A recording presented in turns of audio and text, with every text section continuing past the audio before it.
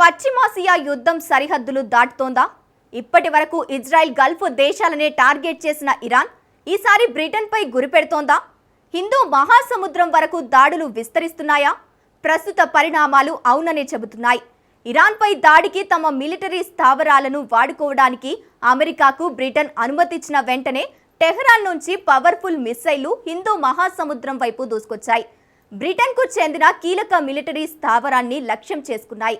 దీంతో పశ్చిమాసియా యుద్ధం ఇప్పుడు ఇండియా అడ్డా వరకు వచ్చినట్టు కనిపిస్తోంది. ఇంతకు ఇరాన్పై దాడికి మద్దతు విషయంలో ఇప్పటి వరకు అమెరికాకు నో చెబుతూ వచ్చిన బ్రిటన్ ఇప్పుడే ఎందుకు యూటర్న్ తీసుకుంది? ఇరాన్ క్షిపణులు హిందూ మహాసముద్రం వరకు ఎలా లాగలిగాయి? ఈ యుద్ధంలో నెక్స్ట్ ఏం జరగబోతోంది? Watch this. అమెరికాకు బ్రిటన్ మద్దతు, యాక్షన్ మార్చేసిన ఇరాన్. డియోగో గార్సియా బేస్ పై బాలిస్టిక్ మిస్సైళ్లతో భీకర దాడి.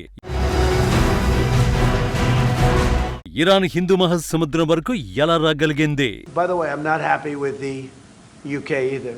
That island that you read about, the lease, okay, he made it for whatever reason, he made a lease of the island. Somebody came and took it away from him. 3-4 days for us to work out where we can land there. It would have been much more convenient landing there as opposed to flying many extra hours.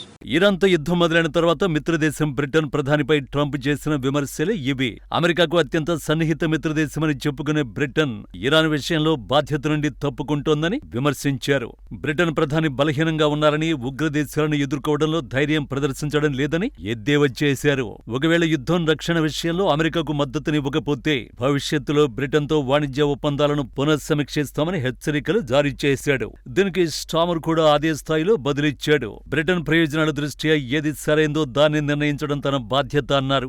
అందుకే ఇరాన్పై దాడికి తమ military స్థావరాలు ఇవ్వకూడదన్న నిర్ణయానికి వచ్చినట్టు స్పష్టం చేశారు. తాజాగా ఈ నిర్ణయంపై స్టామర్ యూటర్న్ తీసుకున్నారు. ఇరాన్పై దాడి చేయడానికి అమెరికాకు తమ మిలిటరీ స్థావరాలు ఇవ్వడానికి గ్రీన్ సిగ్నల్ ఇచ్చారు. అదే ఇప్పుడు బ్రిటన్ చేసిన అతి పెద్ద తప్పిదమైంది. ఎందుకంటే ఇరాన్ ఇప్పుడు గ్రేట్ బ్రిటన్ పై గురిపెట్టింది. Surprised because the relationship is so good, but this has never happened before. They were really pretty much our first ally all over the world, first ally, and they didn't want us to use the island, the so-called island, which for some reason they gave up rights to it, and I was a little surprised at the UK, to be honest with you. They should have. Stammer ప్రకటన తర్వాత Trump reaction ఇది. ఇరాన్పై దాడులకు తమ స్థావరాలు వాడుకోవచ్చని Britain అనుమతినిచ్చినా Trump శాంతించలేదు. మీరు చాలా ఆలస్యం చేశారు అని వ్యాఖ్యానించాడు. ఎందుకంటే బ్రిటన్ ముందే ఈ పని చేసుంటే అమెరికా పని తేలికయ్యేది. ఇక బ్రిటన్ ప్రకటనలో ఏముందన్న ప్రశ్నకే వస్తే, హార్ముజ్ జలసంధిని దిగ్బంధించిన ఇరాన్ క్షిపణి స్థావరాలపై తమ భూభాగంపై నుంచి దాడులు చేయొచ్చంటూ యూకే ప్రభుత్వం అమెరికాకు అనుమతి ఇచ్చింది. తమ సైనిక స్థావరాల్ని వినియోగించుకోవచ్చంటూ యూకే ప్రధాని కీర్ స్టామర్ ప్రకటన విడుదల చేశారు. ఇరాన్తో జరిగే యుద్ధంలో బ్రిటన్ నేరుగా పాలు పంచుకోదని గతంలో ప్రకటించిన ఆయన, మధ్యప్రాచ్యంలో తమ మిత్ర దేశాలపై ఇరాన్ దాడులకు పాల్పడుతుండటంతో స్టామర్ తన నిర్ణయాన్ని మార్చుకున్నారు. ఆర్ఏఎఫ్ ఫెయిర్ఫోర్డ్ హిందూ మహాసముద్రంలోని యుఎస్ యూకే సంయుక్త స్థావరమైన డిగో గార్సియాను ఇరాన్పై దాడులకు ఉపయోగించుకోవచ్చని వెల్లడించారు. ఈ ప్రకటనపై ఇరాన్ కూడా అంతే తీవ్రంగా స్పందించింది. అమెరికాకు యూకే మద్దతు ఇవ్వడంపై ఇరాన్ విదేశాంగ మంత్రి అబ్బాస్ అరాగ్చి ఆగ్రహాన్ని వ్యక్తం చేశారు. కీర్ స్టామర్ నిర్ణయం బ్రిటిష్ ప్రజల ప్రాణాలను ప్రమాదంలోకి నెట్టేసిందని చెప్పారు. బ్రిటిష్ ప్రజల్లో చాలా మంది అమెరికా ఇజ్రాయెల్ యుద్ధంలో పాల్గొనాలని కోరుకోవడం లేదన్నారు. అమెరికా ఎంతమంది మద్దతు కూడగట్టుకున్నా ఇరాన్ తన స్వీయ రక్షణ హక్కును వినియోగిస్తుందని స్పష్టం చేశారు. ఈ ప్రకటన తర్వాతే ఇరానీ మిస్సైళ్లు హిందూ మహాసముద్రం వైపు దూసుకొచ్చాయి. ఎందుకంటే ఈ యుద్ధంలో గేమ్ చేంజర్ మిలిటరీ స్థావరం అక్కడే ఉంది.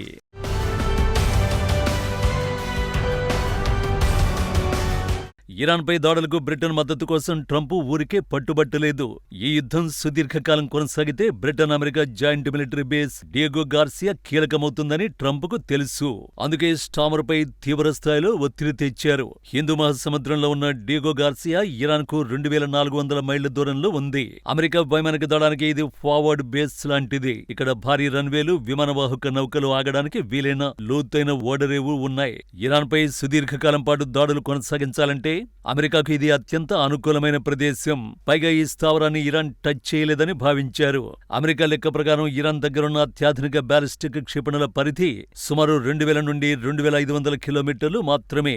డియేగో గార్సియా ఇరాన్ తీరం నుండి సుమారు 4000 కిలోమీటర్ల దూరంలో ఉంది. అంటే ఇరాన్ తన వద్ద ఉన్న ఏ క్షిపణితోనూ ఈ బేస్ను నేరుగా తాకలేదు. దీంతో అమెరికా తన విమానాలను, ఇంధనాన్ని, సైనికులను ఎటువంటి భయం లేకుండా ఇక్కడ ఉంచగలుగుతుంది. ఇరాన్లోని భూగర్భాణు కేంద్రాల్ని ధ్వంసం చేయాలంటే సాధారణ యుద్ధ విమానాలు సరిపోవు.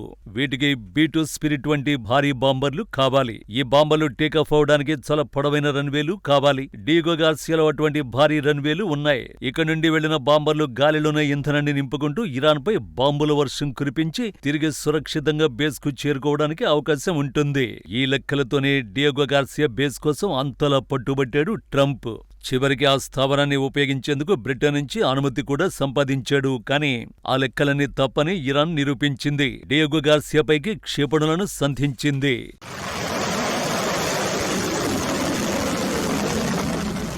అవును, తాజాగా అందుతున్న నివేదికల ప్రకారం ఇరాన్ డియేగో గార్సియా ద్వీపంలోని అమెరికా, బ్రిటన్ సంయుక్త సైనిక స్థావరాన్ని లక్ష్యంగా చేసుకుని దాడికి ప్రయత్నించింది. ఇరాన్ 2 మధ్యంతర శ్రేణి బ్యాలిస్టిక్ క్షిపణులను డియేగో గార్సియా వైపు ప్రయోగించినట్లు వాల్ స్ట్రీట్ జర్నల్ పేర్కొంది. అయితే ఈ క్షిపణులు సైనిక స్థావరాన్ని ఢీకొట్టలేదు.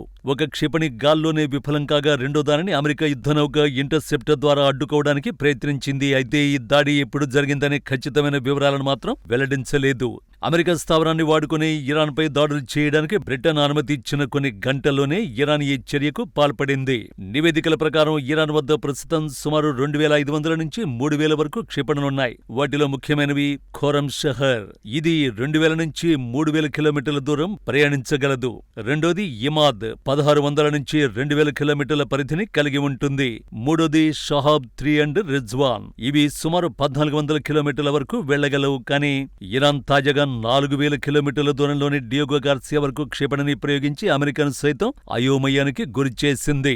తమను తక్కువ అంచనా వేస్తున్నారని పవర్ఫుల్ మెసేజ్ ఇచ్చింది. నిజానికి ఇప్పటివరకు ఈ యుద్ధం ప్రధానంగా పశ్చిమాసియా ప్రాంతానికి పరిమితమైంది. కానీ ఇప్పుడు 4000 కిలోమీటర్ల దూరంలో ఉన్న హిందూ మహాసముద్రంలోని డియేగో గార్సియాను లక్ష్యంగా చేసుకోవడం ద్వారా ఇరాన్ తన పరిధిని విస్తరించింది. ఇది కేవలం ప్రాంతీయ యుద్ధం మాత్రమే కాదని, అంతర్జాతీయ స్థాయికి చేరుతోందని సూచిస్తోంది. ఏకంగా 4000 కిలోమీటర్ల దూరంలోని లక్ష్యాన్ని ఛేదించే ప్రయత్నం చేయడం ద్వారా ఇరాన్ తన మధ్యంతర శ్రేణి బ్యాలిస్టిక్ క్షిపణి శక్తిని ప్రపంచానికి చాటి చెప్పింది.